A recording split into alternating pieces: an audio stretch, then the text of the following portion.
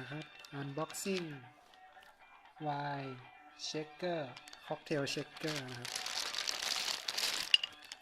ราคาในเว็บก็ประมาณ5-6 US ดอลลาร์นะครับ5หรือ6ประมาณนี้แกะกันเลยดีกว่า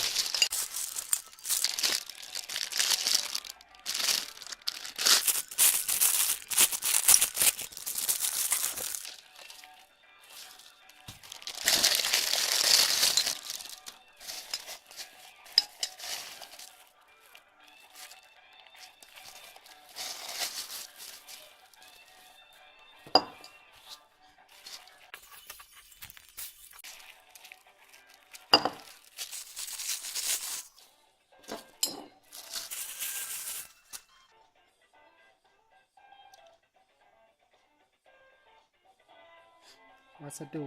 สแตนเลสสตีลนะครับไม่บุก